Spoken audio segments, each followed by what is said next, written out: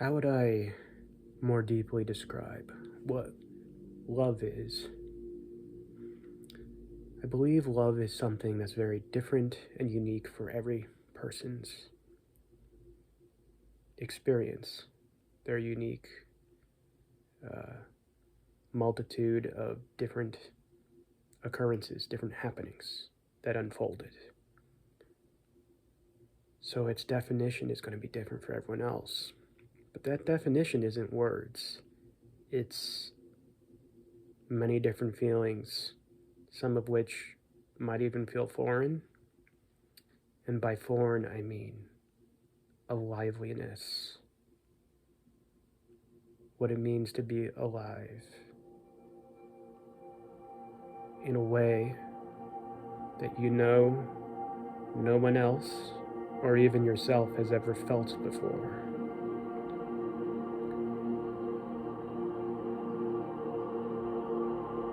It can give you shivers of both a little bit of worry and excitement, sort of a euphoria. For me personally, I've always loved curiosity. And the etymology of curiosity is the word cure, an eagerness to know. And knowing isn't necessarily words. Words just represent experiences.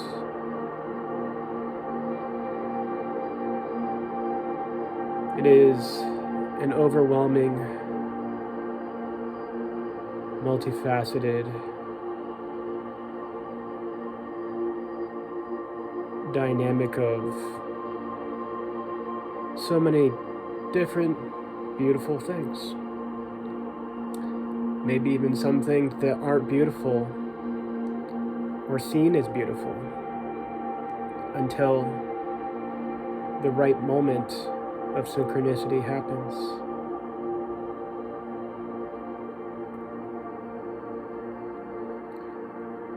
I've had sad exchanges with what I wish love was or could be with others. For example, I felt ostracized or ignored, disrespected, other people feeling like they were invasive on my soul, without real curiosity about what I had to contribute to their form of love.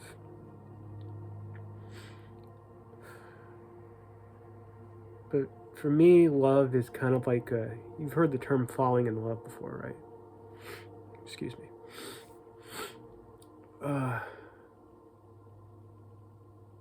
I see it as sinking into a home that is you. It is not only you, but a universe that accepts you, both inside yourself and the exterior follows suit to that knowingness, that acceptance, and the sinking into the suitable. Yeah, it's well suitable. Rather than trying to come into sort of a fit of clothes that enhances your personality, like this need to get better than yourself. That would be invalidating a particular aspect or form of yourself, right?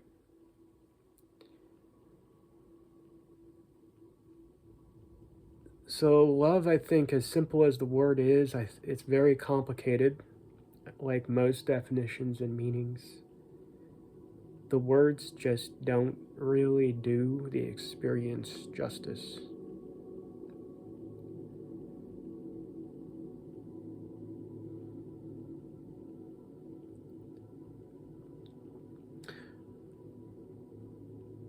Practicing love with yourself and others. It obviously requires boundaries and a commitment to being whatever you are, regardless of the exterior world's outcomes, but you're also motivated and seeking unique experiences that maybe have never quite happened in the particular way that they could. So there's an excitement that maybe even if you find other people sort of railing against your unique form of love, it is lively for you to go forward anyway, because you know that if you're reaching uncharted territory and you can feel that it's worth it even before it happens, it's kind of like what's going to happen now or in the future or in the past all kind of merge at the same time. You can kind of like taste that, you can smell it. That is a euphoria that's worth living for. And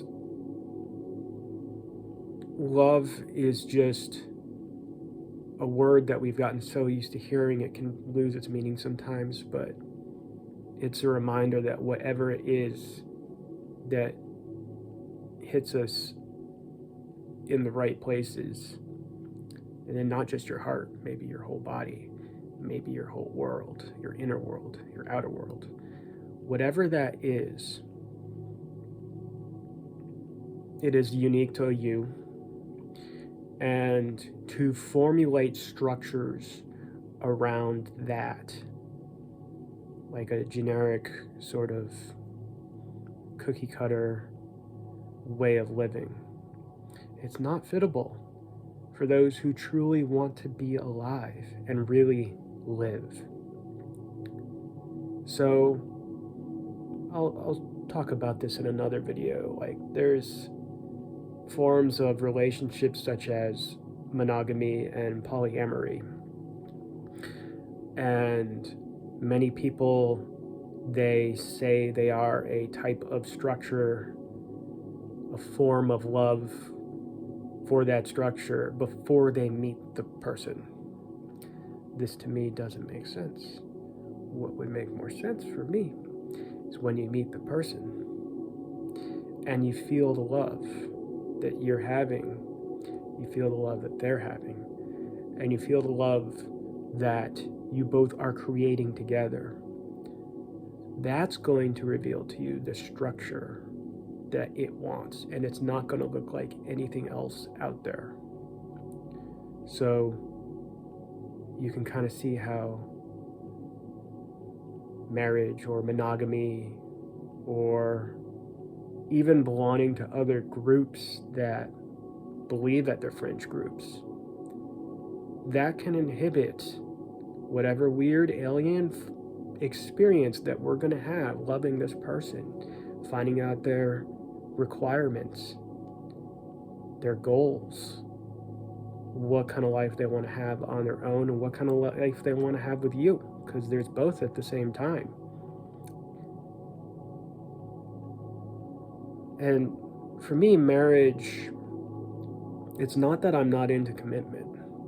It's just that I have noticed that the way even the word dating or marriage constitutes a person's unfolding of exploring their personality, it puts limitations on the unique being that loves in their unique way before allowed for it to be discovered together. And then I've often said, when you marry, you're kind of like creating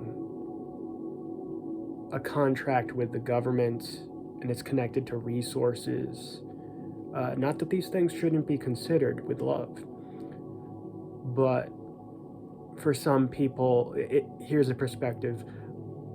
you might be holding a wedding a ceremony for your friends and family more so than your loved one, out of expectation, out of tradition, rather than sitting with oneself, sitting with your love interest, and asking each other, what is it we really feel now? What is do we want a ceremony? Maybe not. The other thing that came to mind is that a piece of paper or wedding vows, they're not going to be things that check in with you in the present when you're feeling it. It doesn't allow for the unfolding, the meditative state of loving who you are right now and finding out how that changes over time. And no vow, commitment, piece of paper can actually quantify who you're going to be tomorrow or the day after and how you will feel. So, and even if you do sign up for those vows and piece of paper, how you feel down the road might change. And it's not that you're not committed to a person. It's more that you recognize that most things are not always on the same page.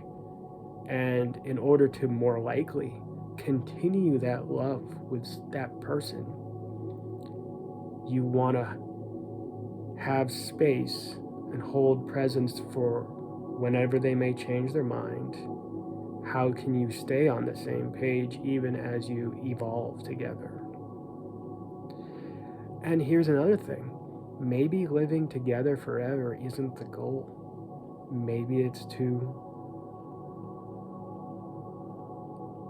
enjoy each other as much as possible in the moment and in a multitude of moments later, and not try to force anything to be anything other than it is.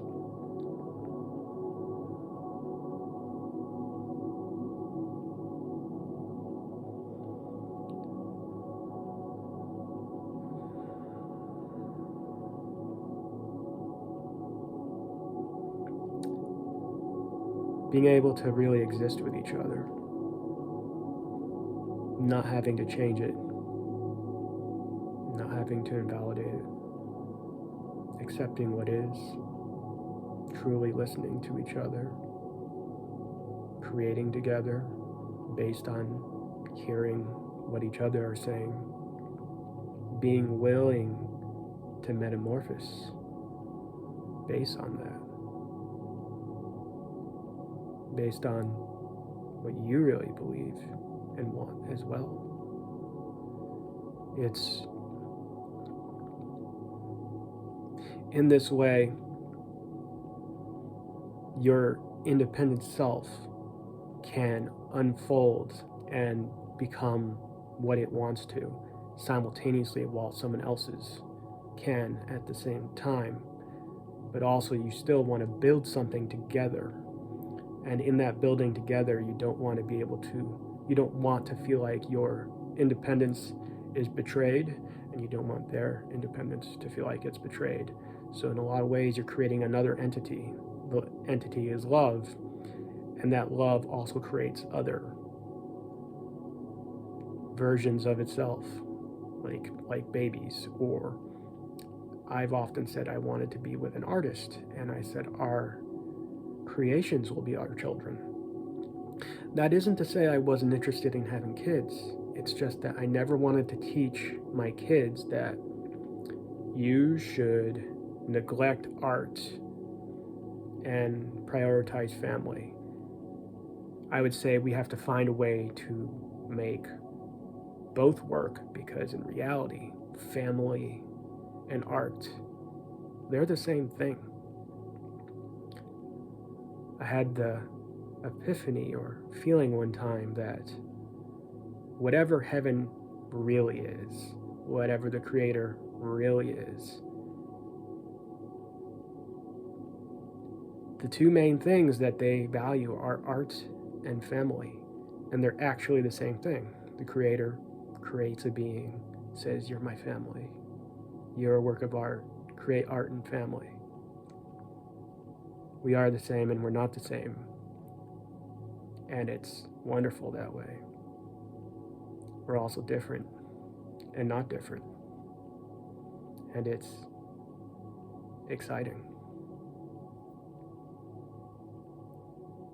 Well, I hope you have enjoyed this exploration with me. I didn't know how it was going to unfold. I just let it happen. And I hope that you have the same energy today and now. And as long as you feel like it.